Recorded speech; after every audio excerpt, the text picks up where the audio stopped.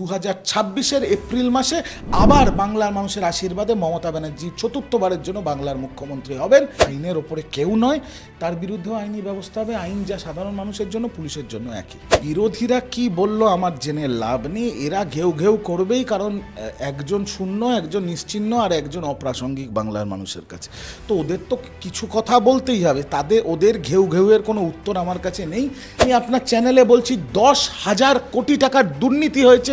East Kolkata wetland ভরাট করে টাউনশিপের পর টাউনশিপ হয়েছে বামফ্রন্ট আমলে। আমার তো এরকম জানা নেই যে টাকা দিয়ে তৃণমূলে কেউ পদ পায়। পুলিশ অফিসারদের একাংশ টাকা খেয়ে চুরি করে, এমন অভিযোগই শুধু নয়, বালি কয়লা পাচারের ক্ষেত্রেও পুলিশের ভূমিকা থাকে, এমন মন্তব্য করেছেন খোদ মুখ্যমন্ত্রী মমতা বন্দ্যোপাধ্যায়।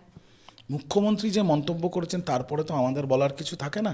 তার কাছে নিশ্চয়ই সব মহল থেকে, পুলিশ মহল থেকে শুরু করে, গোয়েন্দা বিভাগ থেকে শুরু করে সব জায়গা থেকে তার কাছে নিশ্চয়ই সেই তথ্য গেছে যে কিছু কিছু পুলিশের অফিসাররা এইরকম অপরাধ বা এরকম বেআইনি কার্যকলাপের সাথে লিপ্ত। আমার কাছে খবর এসছে, আর কিছু বড় বড় সংবাদ মাধ্যম খবর করেছে, ইতিমধ্যেই একজন ওসিকে ক্লোজ করা হয়েছে, সাসপেন্ড করা হয়েছে, ক্লোজ করা হয়েছে, বারাবণীর ওসি। তো আমার মতে মুখ্যমন্ত্রী, যিনি নিজেও পুলিশ মন্ত্রী, তার কাছে যদি যা খবর পৌঁছেছে, এখন সেইগুলো একে একে পদক্ষেপ নেবে সরকার এবং প্রশাসন। যদি কেউ মনে করে যে পুলিশের উর্দিটা গায়ে আছে বলে সে অপরাধ করতে পারে বা কোনো বেআইনি কার্যকলাপের সাথে লিপ্ত হতে পারে, তাহলে আইনের ওপরে কেউ নয়, তার বিরুদ্ধেও আইনি ব্যবস্থা হবে। আইন যা সাধারণ মানুষের জন্য, পুলিশের জন্য একই। আচ্ছা, আমরা দেখেছিলাম যে এর আগে একদম একাধিক ইস্যুতে রাজ্য পুলিশের ওপর লাগাতার আক্রমণ চালিয়ে গেছিলেন বিরোধীরা, এবং তৃণমূলের সঙ্গে দেওয়া হয়েছিল পুলিশকে দলদাসের তকমা। এবং এমতো অবস্থায় মুখ্যমন্ত্রী যে বক্তব্য তিনি রেখেছেন যে নিচুতলার পুলিশ কর্মীরা কেউ রাজ্যকে ভালোবাসে না বা চুরি করছে, যেটা উপরের তলায় পুলিশ কর্মীরা জানতে পারছে না, সেই বিষয় নিয়ে এখন লাগাতার চর্চা শুরু হয়েছে। না দেখুন, বিরোধীরা কি বলল আমার জেনে লাভ নেই, এরা ঘেউ ঘেউ করবেই, কারণ একজন শূন্য, একজন নিশ্চিহ্ন আর একজন অপ্রাসঙ্গিক বাংলার মানুষের কাছে। তো ওদের তো কিছু কথা বলতেই হবে, ওদের ঘেউ ঘেউয়ের কোনো উত্তর আমার কাছে নেই।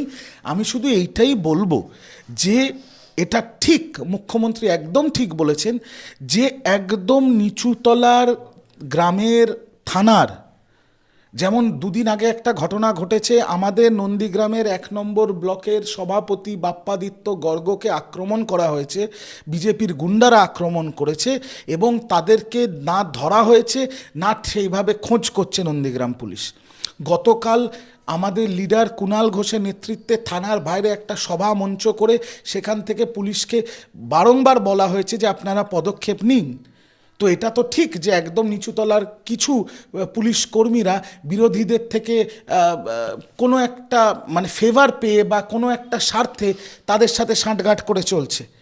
এবার আবারও আমি সেটা বলছি যেটা মুখ্যমন্ত্রী বলেছেন, যে যদি কোনো পুলিশ মনে করে গায়ে উর্দি পরে অপরাধ করবে বা বিরোধীদের বা শাসক দলকে সমর্থন করার জন্য বেআইনি কার্যকলাপে লিপ্ত হবে, তাহলে পুলিশও আইনের ঊর্ধ্বে না, আইন সকলের জন্য সমান, তাহলে তাদেরকেও আইন ফেস করতে হবে আর তাদের বিরুদ্ধেও আইনিভাবে ব্যবস্থা নেওয়া হবে। আর এটা বাংলার মুখ্যমন্ত্রী বলে, তিনি পুলিশ মন্ত্রী, তিনি তার পুলিশের বিরুদ্ধে ব্যবস্থা নিচ্ছেন। এটা বিজেপির কোনো রাজ্যে বা কেরলে এগুলো স্বপ্নেও কেউ ভাবতে পারে না। এটাই তফাৎ মমতা ব্যানার্জি, নরেন্দ্র মোদী আর অমিত শাহর সাথে।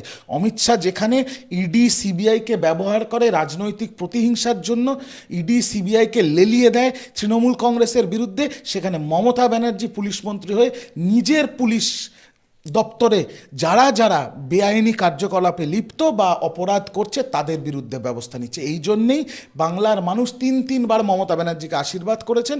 2026-এর এপ্রিল মাসে আবার বাংলার মানুষের আশীর্বাদে মমতা ব্যানার্জি চতুর্থবারের জন্য বাংলার মুখ্যমন্ত্রী হবেন। আর যে বিরোধীরা ঘেউ ঘেউ করছে তারা বসে শুধু তালি বাজাবেন। আচ্ছা, আপনার মন্তব্য অনুযায়ী যারা একদম নিচু তলার পুলিশ রয়েছে তারা বিরোধীদের সুবাদে কি পদক্ষেপ নিচ্ছে না, সেটাই বলছে? হ্যাঁ, কিছু কিছু আছে নিচুতলার, আমরা তাদের চিহ্নিত করেছি, আমরা তাদের নামে তথ্য প্রমাণ জোগাড় করে প্রশাসনকেও জানাচ্ছি। মুখ্যমন্ত্রীর কাছেও জানানো হচ্ছে যাতে মুখ্যমন্ত্রী এবং প্রশাসন ব্যবস্থা নেয়। কিছু কিছু জায়গায় আমরা দেখছি কিছু কিছু থানার কিছু কিছু পুলিশ নিচুতলার পুলিশ কর্মীরা বিজেপি সিপিএমের কাছ থেকে কিছু অর্থের বিনিময়, কিছু জিনিসের বিনিময় এবং বিভিন্ন আরও ফেভার্সের বিনিময় তারা প্রশাসন বিরোধী, বাংলা বিরোধী, সরকার বিরোধী কাজকর্ম করছে। দাদা একটু অন্য প্রসঙ্গে যাবো, যে ইতিমধ্যে আমরা জানি যে কসবা পুরো এরিয়া নিয়ে বারংবার সেটি নিউজের শিরোনামে উঠে আসছে, বারংবার বিতর্কে জড়াচ্ছে কসবা জায়গাটি, এবং এবার যে নতুন বিতর্ক যে সেখানে 120 বিঘা জলা জমিকে ভরাট করে দেওয়া হয়েছে, এই বিষয় নিয়ে কী বলবেন? কারণ বিরোধীদের তরফ থেকে বলা হচ্ছে যে শাসক দলের হাত রয়েছে এই যে জলাজমি রয়েছে সেই জলাজমি ভরাট করার পিছনে। দেখুন অসুবিধাটা কোথায় বলুন তো? অসুবিধাটা হচ্ছে আমি আপনার চ্যানেলে গিয়ে এখন চ্যানেলে বলতে পারবো না, যান গিয়ে বুদ্ধদেব ভট্টাচার্যকে জিজ্ঞেস করুন, কারণ তিনি তো নেই, তিনি স্বর্গে চলে গেছেন। তো ব্যাপারটা হচ্ছে এই জলাজমি ভরাট 1972 সালে একটা চুক্তি হয়েছিল, একটা আন্তর্জাতিক চুক্তি, যেখানে বলা হয়েছিল কোনো জলজমি ভরাট করা হবে না প্রকৃতিকে বাঁচানোর জন্য। সেখানে আইডেন্টিফাই করা হয়েছিল এই কসবা সংলগ্ন জায়গাগুলোকে ইস্ট কলকাতা ওয়েটল্যান্ড হিসেবে।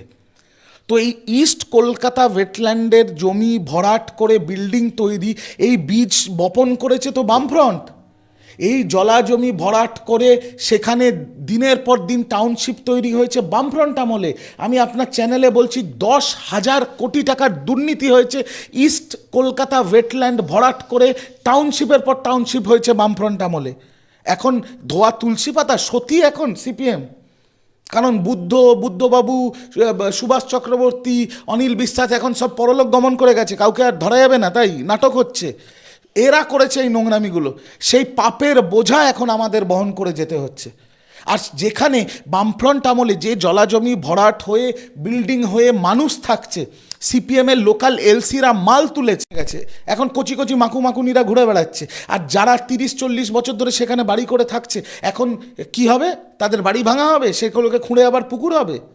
এগুলো হতে পারে? অবিলম্বে উচিত সিপিএমের যত পার্টি অফিসের জমি আছে সেইগুলোকে সব সরকারের দখল করে সাধারণ মানুষকে ফিরিয়ে দেওয়া, বা সেইগুলোকে সাধারণ মানুষকে ফিরিয়ে না দিলেও সিপিএমের দখল করা যত পার্টি অফিস আছে সেইগুলোকে ভেঙে খুঁড়ে পুকুর করে দেওয়া, যাতে জলাজমি বাড়ে বাংলায়। আচ্ছা, এই কসবাকে কেন্দ্র করে ইতিমধ্যে একটি প্রশ্ন আসছে যে তৃণমূলে কি পদ বিক্রি হয়? প্রশ্নটা এখানেই আসছে যে কসবা কাণ্ডের আবহে যে প্রশ্নটা তুলেছেন রাজ্যের বিপর্যয় মোকাবেলা মন্ত্রী ও কসবার বিধায়ক জাভেদ খান। ব্যবসায়ী মোহাম্মদ জুলকার নাইনকে তৃণমূল নেওয়ার পিছনে আর্থিক লেনদেন থাকতে পারে বলে তার মন্তব্য। তিনি স্পষ্ট করে কিছু বলেননি। আমি তো জানি না, জাভেদ সাহেব অনেক সিনিয়র লিডার, জাভেদ সাহেব আমাদের মন্ত্রী, তার কাছে যদি কোনো তথ্য থাকে তিনি সেটা সার্বজনীন করবেন বা তিনি দলকে জানাবেন। আমি এই ব্যাপারে জানি না, কারণ দেখুন আমি যে পরিবারের ছেলে, আমার পরিবারে কেউ কোনোদিন রাজনীতি করেনি। আমি যুব রাজনীতি করেছি, নেতাদের যার হাত ধরে আমি রাজনীতিতে এসেছি তার বাড়িতে বসে আমি ইনকাম সার্টিফিকেট লিখেছি, রেসিডেন্স সার্টিফিকেট লিখেছি, দিনের পর দিন তৃণমূলের ঝান্ডা কাঁধে নিয়ে রাস্তায় মিছিলে হেঁটেছি, পায়ে ফোসকা পড়ে গেছে।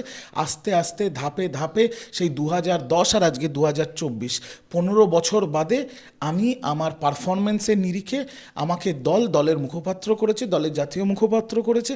তো আমি তো কোথাও কোনো টাকা দিতে আমাকে হয়নি।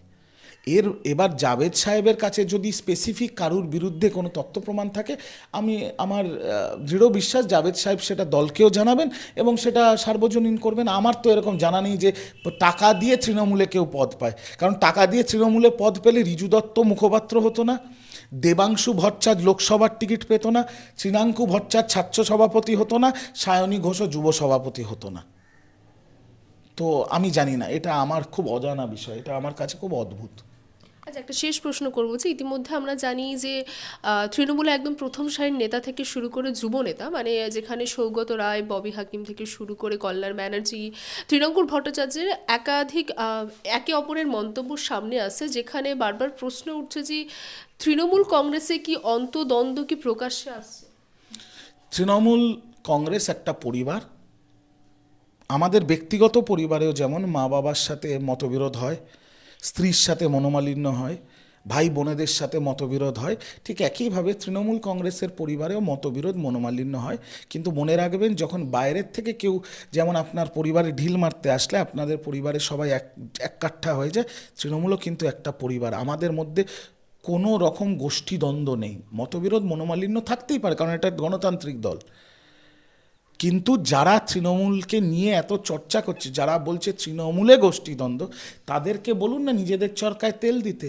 সেলিম ভার্সেস সুজন, একজন মীনাক্ষীকে তুলছে, আরেকজন মীনাক্ষীকে হিড়ির করে নামিয়ে দিচ্ছে।